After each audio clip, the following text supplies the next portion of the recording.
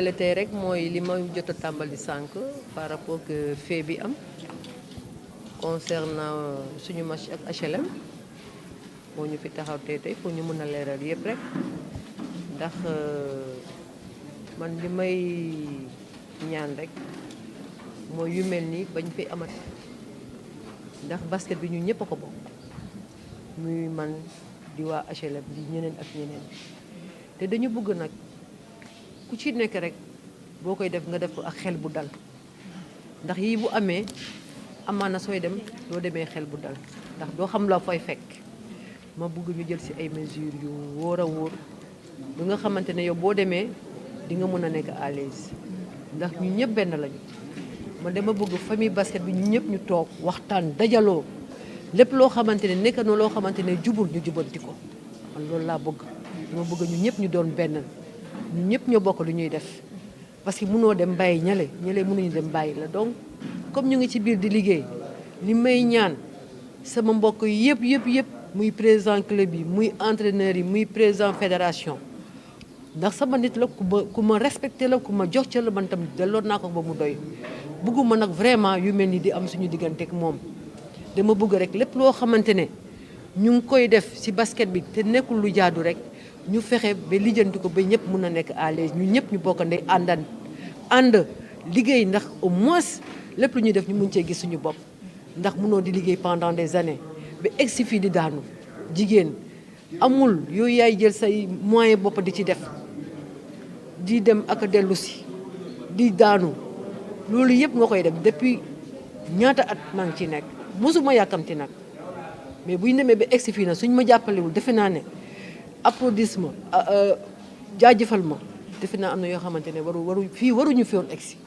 lii sa du lu ma neex mais nit ki suñ la tooñee nag am nga sañ-sañ nag toog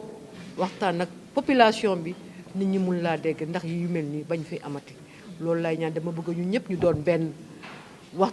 xàccandoo dóorandoo ndax famille bi yëpp benn la. toute la façon xam nga li am solo rek mooy preuve yi ñu am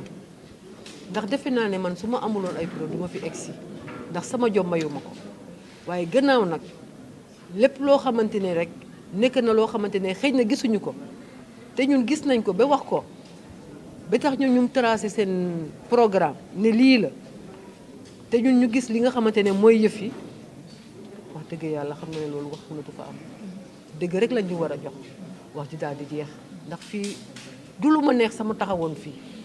kenn mësuma xamee li bu ma dalee nekk ci milieu bi ba léegi kenn mësuma déggal wax kenn mësuma ko déggal donc may ñaan ñëpp ñu doon benn muy côté bu muntu doon nag côté bu muntu doon parce que tam neexul ngay liggéey dem ba yaakaar parce que c'est pas évident hein wóoruma ndax su ma demee tournoi monté dinaa gagné yàlla rek a xam mais li nga moom nañ la ko jox c'est ça loolu kese la du loolu nañ ma delloo lu ñu moom daal nañ ñu ko delloo loolu daal lay ñaan vraiment et di leen gërëm bu baax a baax di leen sant di leen jaajëfal parce que xam naa ne depuis ce matin ba léegi yéen a ngi fi toog di gërëm samay mbokk yëpp nag ñi ma gis ak ñi ma gisul yëpp parce que l'essentiel di si am solo wax nañ ko fi ñu ñëw tam ñëwuñu rek l'essentiel ñooñu ñëpp maa leen di gërëm parce que dëkk bi dafa xat te jot amul vraiment maa leen di gërëm et di ñaan aussi ñi nekk ci kaw aussi gestu li nga xamante ne mooy jafe-jafe yi am ci basket bi pour ñu mën a régler yëpp si jàmm ak si salaam. Merci beaucoup. Donc, de la décision du bureau fédéral, que nous ne sommes pas d'accord donc par rapport à la décision du bureau fédéral infirmant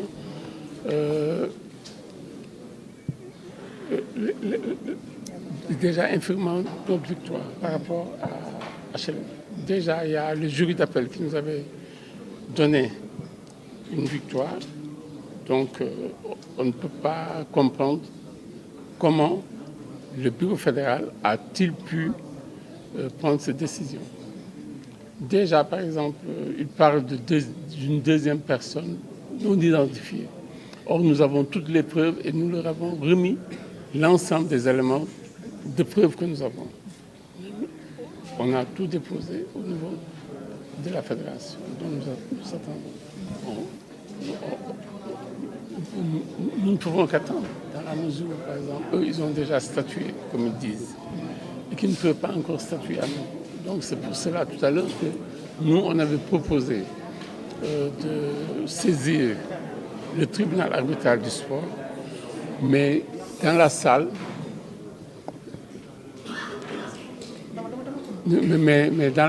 on nous a fait d'autres propositions, à savoir voir le CNOS, le ministère, etc. Régler le problème au niveau national. Vous avez un message à parce que les parents d'élèves et les anciens élèves de l'école de basket avaient décidé de porter le combat au niveau du tribunal arbitral du sport. Mais vous, à votre niveau, vous interpellez la fédération? De nous donner nos droits. Nous réclamons nos droits. Et je pense qu'avec toutes les preuves que nous leur avons fournies, parce que le contentieux, c'était quoi? C'était la deuxième personne qui n'était pas identifiée. Or, cette personne, avec toutes les preuves que nous avons fournies, à partir de 500, nécessairement, il devrait pouvoir statuer pour nous aujourd'hui et nous remettre dans nos droits. Eux, ils ont statué, mais nous ne sommes pas d'accord par rapport à leur décision. Donc nous, tout ce que nous pouvons faire, c'est aujourd'hui qu'ils nous remettent dans nos droits par rapport à nos preuves. Si on n'avait pas de preuves, on allait jouer. Mais du moment que nous avons nos preuves, même si nous devons aller jouer, c'est comme si, par exemple, on n'avait pas de preuves, à mon niveau. On leur a fourni l'ensemble des éléments d'information dont nous disposons.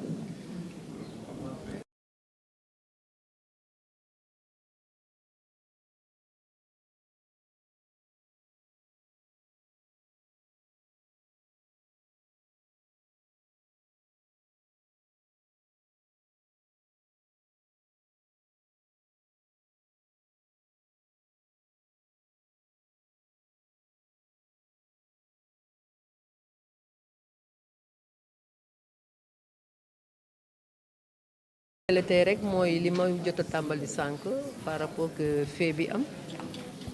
concernant suñu match ak HLM moo ñu fi taxaw tey pour ñu mën a leeral yëpp rek ndax man li may ñaan rek mooy yu mel ni bañ fi amati ndax basket bi ñun ñëpp a ko bokk muy man di waa HLM di ñeneen ak ñeneen te dañu bëgg nag ku ci nekk rek boo koy def nga def ko ak xel bu dal ndax yii bu amee amaana sooy dem doo demee xel bu dal ndax doo xam la fay fekk ma bëgg ñu jël ci ay mesures yu wóor a wóor lu nga xamante ne yow boo demee di nga mën a nekk à l'aise ndax ñu ñëpp benn lañu man dama bëgg famille basket bi ñu ñëpp ñu toog waxtaan dajaloo lépp loo xamante ne nekk na loo xamante ne jubul ñu jubanti ko man loolu laa bëgg dama bëgg ñu ñëpp ñu doon benn ñu ñëpp ñoo bokk lu ñuy def parce que mënoo dem bàyyi ñale mënuñu dem bàyyi la donc comme ñu ngi ci biir di liggéey li may ñaan sama mbokk yëpp muy président club yi muy entraîneur yi muy président fédération ndax sama nit la ku ma respecté la ku ma jox ca la man tam delloon naa ko ba mu doy bëgguma nag vraiment yu mel ni di am suñu digganteeg moom dama bëgg rek lépp loo xamante ne ñu ngi koy def ci basket bi te nekkul lu jaadu rek ñu fexe ba lijjanti ko ba ñëpp mun a nekk à l'aise ñu ñëpp ñu bokk ndey ànd liggéey ndax au moins lépp lu ñuy def ñu mun cee gis suñu bopp ndax munoo di liggéey pendant des années ba egsi fii di daanu jigéen amul yooyu yaay jël say moyen bopp di ci def di dem ak a dellu si di daanu loolu yëpp nga koy def depuis ñaata at maa ngi ciy nekk mosuma yàkkamti nag mais bu ñu demee ba egsi fii nag suñ ma jàppalewul defe naa ne applaudissement jaajëfal ma defe naa am na yoo xamante ne waruñu fi woon egsi lii sa du lu ma neex mais nit ki suñ la tooñee nag am nga sañ-sañ nag toog waxtaan nag population bi nit ñi mun laa dégg ndax yu mel nii bañ fi amati loolu lay ñaan dama bëgg ñu ñëpp ñu doon benn wax xàccandoo dóorandoo ndax famille bi yëpp benn la man loolu laa bëgg et vraiment di leen remercier bu baax a baax ci seen teewaay bi. am na non kay mooy de français bi am na ay preuves yoo xamante ne dajale ngeen ko jox ko taskatu xibaar yi est-ce que am ngeen yaakaar ni fédération dina dellusiwaat ci mbir mi. ah toute la façon xam nga li am solo rek mooy preuve yi ñu am ndax defe naa ne man su ma amuloon ay preuve du ma fi egsi ndax sama jom mayu ma ko waaye gannaaw nag lépp loo xamante ne rek nekk na loo xamante ne xëy na gisuñu ko te ñun gis nañ ko ba wax ko ba tax ñu tracé seen programme ne lii la te ñun ñu gis li nga xamante ne mooy yëf yi wax dëgg yàlla xam nga ne loolu wax mënatu fa am dëgg rek lañ ñu war a jox wax ji daal di jeex ndax fii du lu ma neex sama taxawoon fii kenn mësuma xamel li bu ma dalee nekk ci milieu bi ba léegi kenn mësuma déggal wax kenn mësuma ko déggal donc may ñaan ñëpp ñu doon benn muy côté bu muntu doon nag côté bu muntu doon parce que tam neexul ngay liggéey dem ba yaakaar parce que c'est pas évident hein wóoruma ndax su ma demee tournoi monté dinaa gagné yàlla rek a xam mais li nga moom nañ la ko jox c'est ça loolu kese la du loolu nañ ma delloo lu ñu moom daal nañ ñu ko delloo loolu daal lay ñaan vraiment et di leen gërëm bu baax a baax di leen sant di leen jaajëfal parce que xam naa ne depuis ce matin ba léegi yéen a ngi fi toog di gërëm samay mbokk yëpp nag ñi ma gis ak ñi ma gisul yëpp parce que l'essentiel di si am solo wax nañ ko fi ñu ñëw tam ñëwuñu rek l'essentiel ñooñu ñëpp maa leen di gërëm parce que dëkk bi dafa xat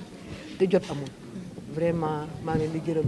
et di ñaan aussi ñi nekk ci kaw aussi gestu li nga xamante ne mooy jafe-jafe yi am ci basket bi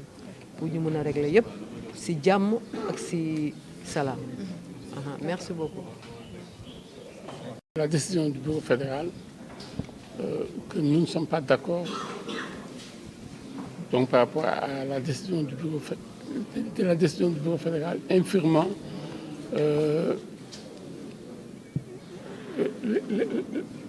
déjà infirmant notre victoire par rapport à HLM. Déjà, il y a le jury d'appel qui nous avait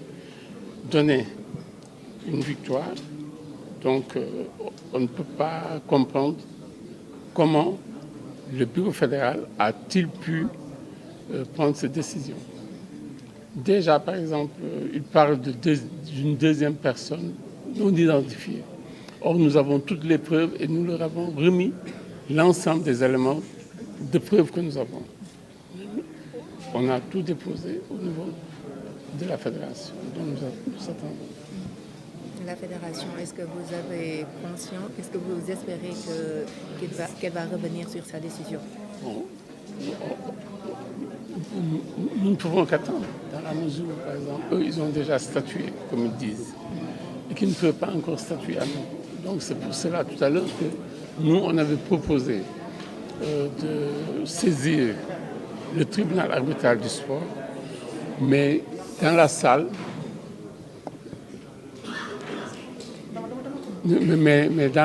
on nous a fait d'autres propositions, à savoir voir le CNOS, le ministère, etc. Régler le problème au niveau national. Vous avez un message bon, parce que les parents d'élèves et les anciens élèves de l'école de basket avaient décidé de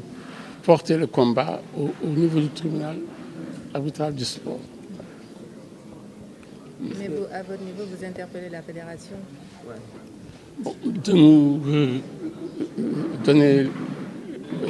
nos droits. Nous réclamons nos droits. Et je pense qu'avec toutes les preuves que nous leur avons fournies, bon, parce que le contentieux, c'était quoi? C'était la deuxième personne qui n'était pas identifiée. Or, cette personne, avec toutes les preuves que nous avons fournies, à partir de 500, nécessairement, il devrait pouvoir statuer pour nous aujourd'hui et nous remettre dans nos droits. Est-ce que vous avez déjà notifié le bureau fédéral que vous n'allez pas jouer le match qui est prévu le samedi prochain? Non, on n'a pas à le notifier. Mais nous savons que nous n'allons pas jouer. Est-ce que vous ne risquerez pas avoir d'autres sanctions? Non, pourquoi? Comment? Parce que c'est la voie juridique donc la sécurité de Bon. Eux, ils ont statué. Mais nous ne sommes pas d'accord par rapport à leur décision. Donc nous, tout ce que nous pouvons faire, c'est aujourd'hui qu'ils nous remettent dans nos droits par rapport à nos preuves. Si on n'avait pas de preuves, on allait jouer. Mais du moment que nous avons nos preuves, même si nous devons aller jouer, c'est comme si, par exemple, on n'avait pas de preuves, à mon niveau. On leur a fourni l'ensemble des éléments d'information dont nous disposons. Pierre Stanislas Diouf, secrétaire général, CFAMD. Merci.